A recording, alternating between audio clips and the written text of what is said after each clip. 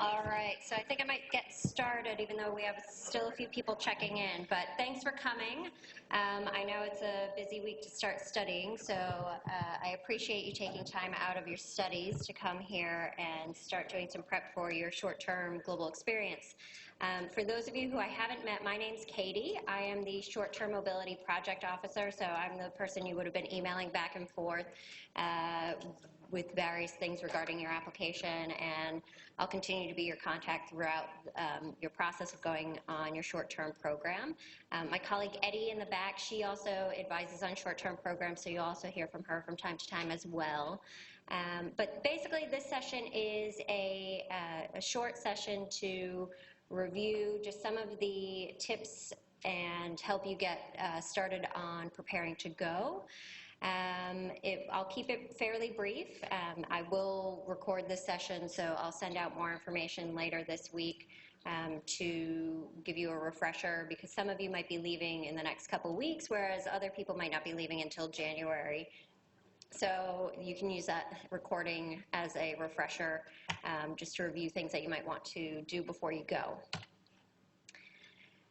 We also have a bit of information on our website. I also would have sent through our pre-departure guide. The session today is pretty much a presentation on the pre-departure guide.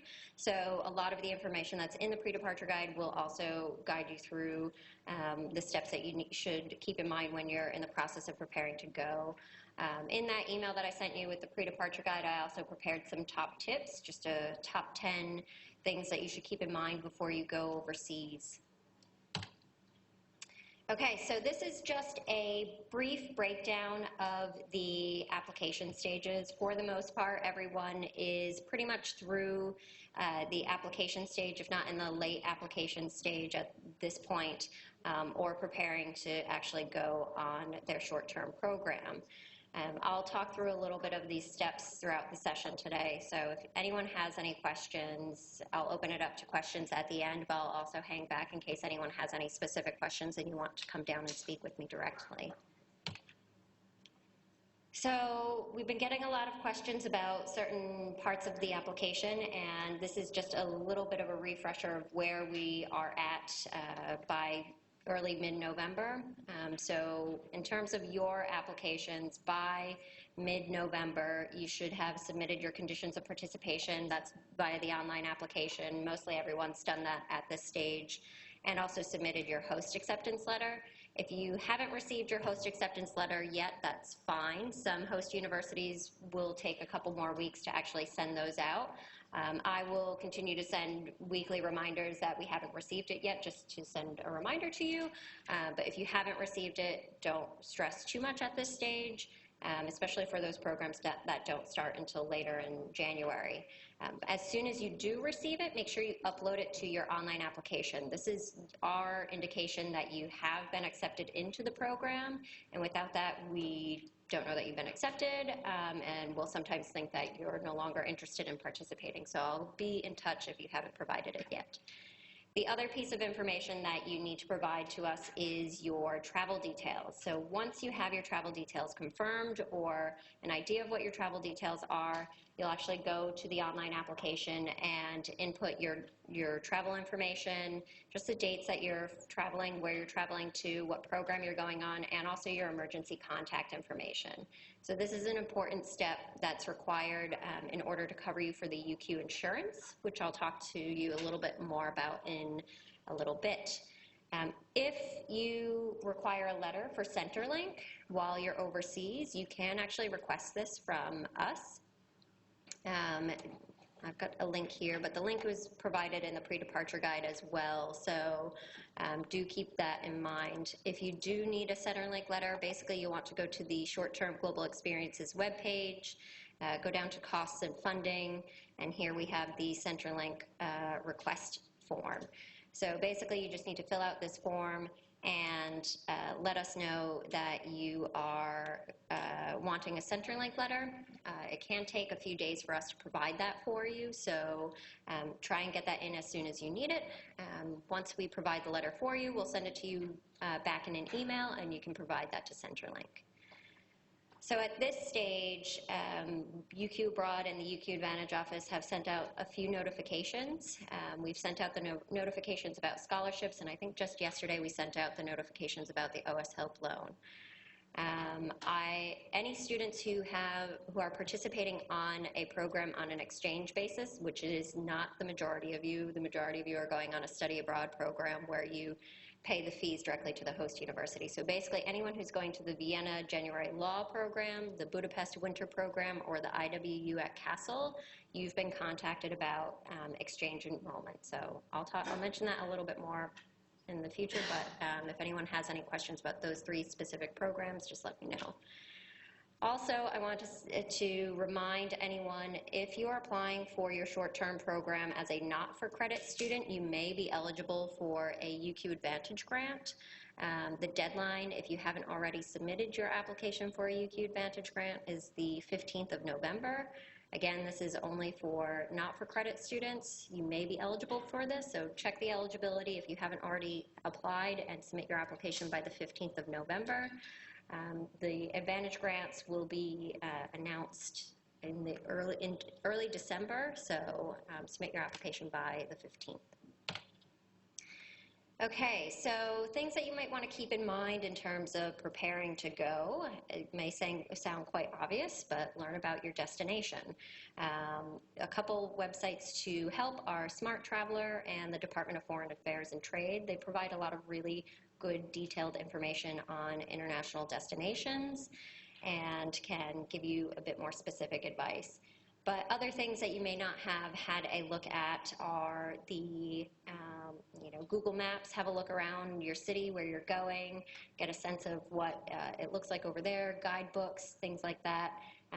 Speak to other people who may have gone. I believe you're all kind of sitting in relative groups, so have a chat with the people around you, see where they're going. So just learn a little bit more about your destination. The majority of students who are going on a program are going to the Northern Hemisphere, and it is winter there, if you haven't already guessed. So it can be quite cold. So another thing that you'll want to learn about is what the climate is, and just be prepared. You'll want to think about that, especially in regards to packing and things. Some places that you might go are going to be quite different from what it is here in Brisbane. So in terms of travel documents, obviously you should all have passports, but one of the things that you want to keep in mind is whether or not your passport is valid for 6 months beyond your return date. Most countries have this requirement that your passport needs to be valid for 6 months after you plan on leaving. So if your passport does not have that 6 months validity beyond your return date, it is a good idea to look into renewing your passport and making sure that you get it back before you need to leave.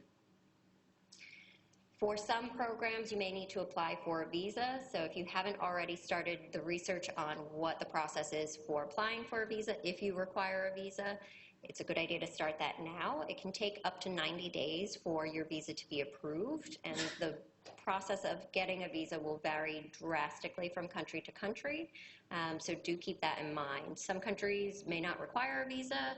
Depending on your citizenship, you may need to actually apply for a visa, and the application could be an easy online application, or you could actually have to go down to the consulate, which may or may not be here in Brisbane, so do keep that in mind.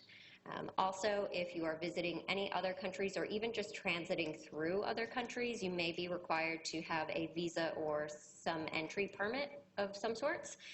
So make sure you research all the visa requirements for the countries that you plan on either visiting or even just transiting through. So do keep that in mind. They will usually also have the same requirements in terms of applying for a visa and the wait times. So early planning is strongly recommended.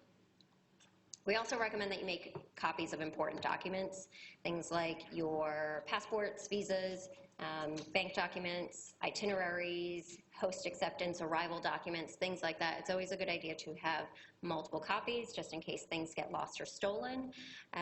It's a good idea to keep copies of it in your hand luggage, in your checked luggage, and somehow stored electronically, either on the cloud or on a USB drive that you have kept securely.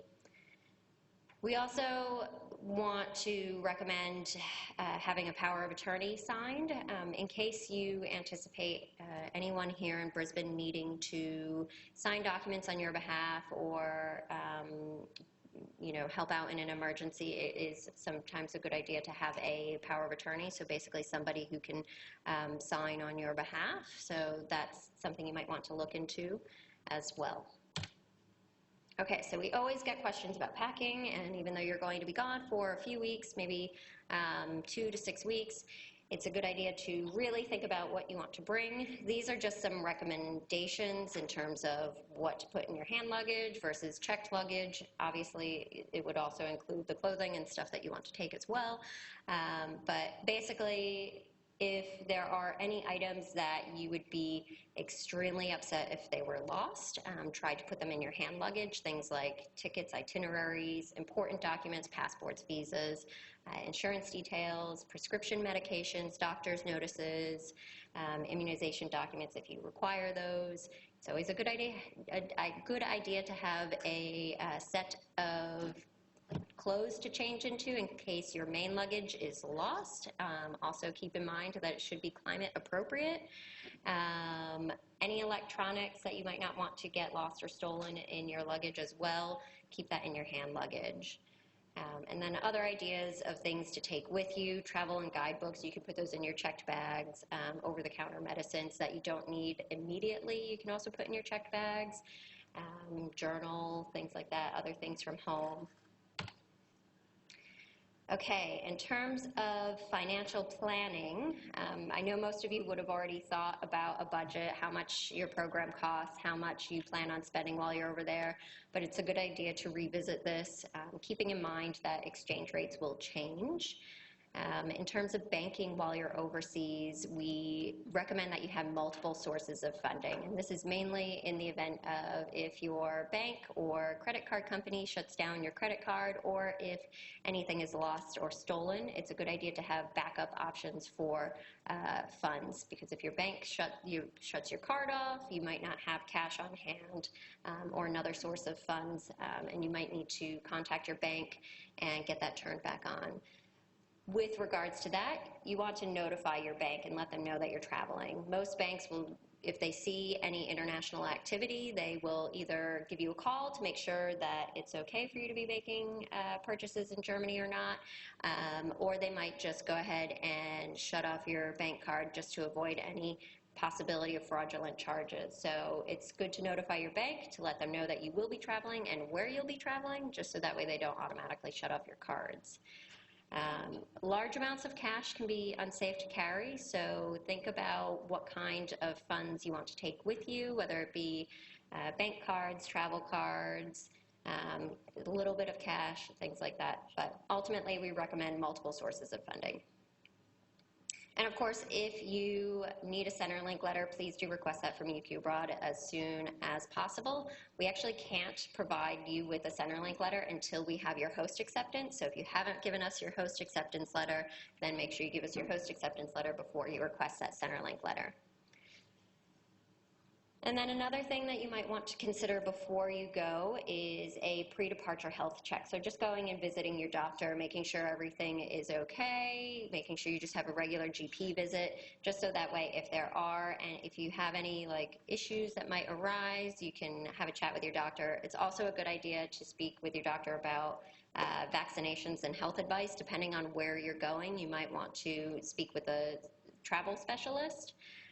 If you're on any prescription medication, it's always a good idea to meet with your GP, just so that way you can stock up on prescription medication.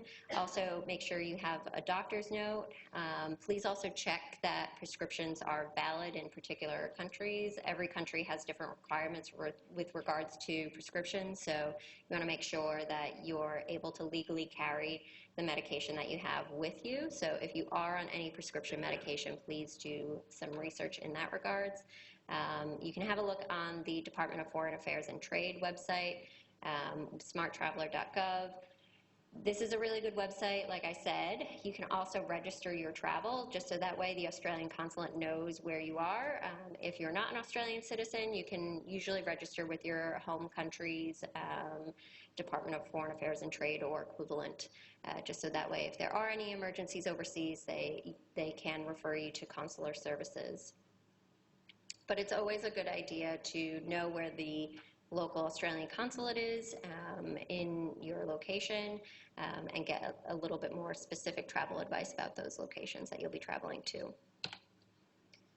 Okay, so insurance. Everyone always asks questions about insurance, and I will show you where the information is on our website, but basically anyone who is approved to participate on a UQ Abroad sponsored short-term global experience, it will receive the UQ corporate travel insurance. So this travel will cover you starting 5 days before the start of your program and up to 5 days after the end of your program.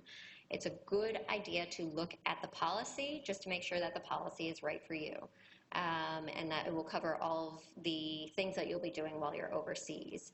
You can find the insurance information on the Short-Term Global Experiences website. Click on Prepare and then Health and Safety Preparations. All of the information about the UQ insurance is here. Specific details, even the policy summary. So you'll find the policy summary here. You will need your UQ login details to actually access the policy summary, but this will give you a sense of what is and is not covered. If you'll be traveling outside of that 5 days before and 5 days after, we strongly recommend that you obtain additional insurance, travel and medical insurance. You can have a look at the insurance provider that UQ works with and get an extension of the insurance, or you can choose to get your own insurance independently from this as well. In the travel insurance document, there is a really good checklist. They've recently changed. Here we go. This is the checklist here. So this will give you a good sense of things that you should be keeping in mind. One of the things that I do want to point out is if you have a pre-existing medical condition, you do need to complete a fit for travel report.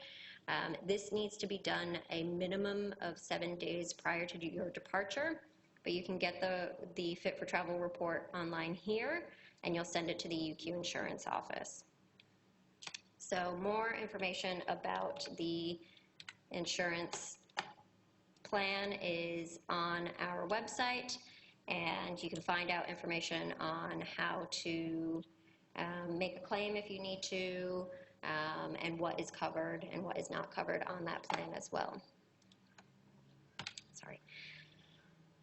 Okay, so once you submit your travel details to UQ Abroad through the online application, basically what we'll do is we'll send those travel details on to the insurance office, and then the insurance office will create a unique travel reference number for you. Once we have that travel reference number from the insurance office, we'll provide it to you. That process usually takes about 2 weeks from when you send us your insurance details, and then we'll send you that travel reference number. If you require anything like a certificate of currency, which is a document that details that you are covered by insurance, you may require this for a visa or possibly for your host university. If you require a certificate of insurance, you can contact the insurance office and request one, but you need to have your travel insurance reference number. If you need to make a claim, you can do that through the insurance office. We recommend that you make any claims as soon as possible. Usually the insurance office gives you about 30 days to make a claim, but you'll also need your travel insurance reference number in order to make your claim as well. If you do have any questions about the specifics of the insurance, you can always contact the insurance office. Okay, so in regards to courses, I have a few notes here. If you are going for credit, make sure that your course is pre-approved. If there are any changes to the course that you had originally had approved, please do contact your faculty and UQ Abroad and let us know of the change so that way we can have it reassessed. So please contact UQ Abroad as soon as you find out if there's any changes. If you find that the university that you're going to offers a variety of courses and you want to change courses, if it's possible for you to do that, you can also submit in an additional request for courses to be approved. Again, students who are going on the University of Vienna January Law Program, now this is the law program only. I know there's a Vienna Winter School. That's not included in this. So January Vienna Law, Budapest Winter Program, IWU at Kassel. You will be enrolled in exchange codes. You all would have gotten an email letting you know what the process is. So be sure to read your email. If you have any questions, you can always contact me. If you decide to withdraw from your program after you've been enrolled in the exchange codes, it's your responsibility to unenroll in those exchange codes. Again, that only applies to students who are going to the Vienna Law January program, Budapest Winter program, and the IWU at Kassel. So if you are going for credit, you also need to provide UQ Broad with a transcript. You may have noticed on the online application that there is a section for you to provide a transcript. Some host programs will provide a transcript to you directly. That's fine. You can upload a copy of your transcript to the online application and it will be reviewed there. Some host programs will require that the transcript be mailed to UQ. Just make sure that if they request a mailing address that is for UQ, that you provide them with the mailing address that I have here. Once I receive your transcript, I'll let you know that it's arrived. But for everyone else who receives the transcript directly, you'll just upload that automatically to the online application. Okay, so this brings us to when you arrive on campus. Make sure you attend the orientation. Usually they're mandatory, so it's a good idea just to go, and that will help you get settled in on campus, give you all of the necessary information to enroll in courses, getting around your host city. Also update your address in MySciNet. It is a requirement that you do that. Also, please continue to check your UQ email. Yeah? Is that, just to change your address, what if I'm going for like 3 weeks? They still want you to change your address and then change it back when you come back. Okay. Yeah, unfortunately it's a requirement, but they want, even if you're gone for 3 weeks, they want you to change your address. So continue to check your UQ email. If I need to get in touch with you, I'll contact you through your UQ email. You'll still continue to get emails from UQ while you're overseas, so please do make sure you check your email. For anyone who hasn't traveled internationally before, keep in mind that you should give yourself plenty of time to settle in, so either arriving a couple days early if you can, just to give yourself time to get over jet lag. Even if you're not going somewhere that has a drastically different time zone from Brisbane, it's still a good idea to give yourself time to settle. Also, keeping in mind culture shock, it is a thing. It's normal for people to experience highs and lows while you're over there. It's a good idea to just keep in mind that, you can always talk with people from home, bring some things that remind you of home, but also it's important that even if you are experiencing culture shock, to get out there and experience the culture of where you are and where you're going. Your program will go by incredibly quick, so do try and make the most of it while you're there.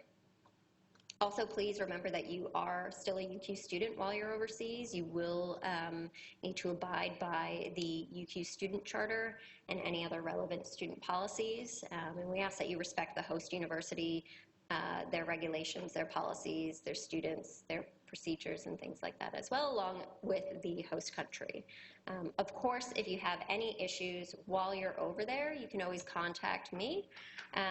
Our office will be open over December and January, but we will be closed from the 23rd of December until we'll reopen on the 3rd of January. If you do have any urgent issues while you're overseas, you can also contact your host university. This is why going to the orientation is important, because they will cover information about what you need to do in an emergency or if you're having issues. So another thing that we want you to do is share your experience.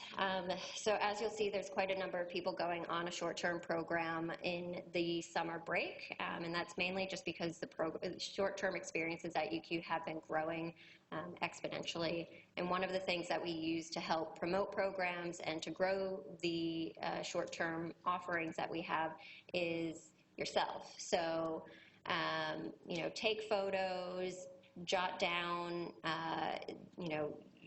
what you're doing in a journal or a blog. We ask that if you are on social media, please share your photos with us, tagging UQ Abroad and hashtag UQ Abroad through the UQ Advantage office. We do have an Instagram account through the UQ Advantage office, so if you haven't already followed us, please do. We also have weekly UQ Abroad posts, and so we use your photos for those posts, so we could feature you in one of our posts. But while you're taking photos and journaling, take a moment to reflect on your experience. Like I said, it will go by extremely fast. So make notes of what you're doing, where you're going, because it will go by in a flash. When you come back, that's another thing that we have you do is your testimonial. Again, along with your transcript, if you're going for credit, we do have a testimonial on the online application. It's just basically a short request from us to write a little bit more about your experience, what it was like, what you liked about it, what you didn't like about it, and basically any recommendations that you have. I unfortunately don't get to go on these programs, so I use your advice to help advise other students as well. So it's incredibly valuable. So you can do your testimonial on the online application. If you've received a scholarship from UQ Abroad, we ask that you do complete one. It is required that you do a testimonial for us. And of course, when you come back, if you are going for credit, you must submit your transcript through the online application. So that is it for the official part of the session. If you haven't checked in with myself or my colleague Eddie, if you could do that, that would be great. But does anyone have any questions? No questions. Okay. Well, thanks for coming. If you do have any questions in the meantime, I'll be down here. Eddie will be down here as well. We can answer any questions that you might have. Otherwise, get in touch.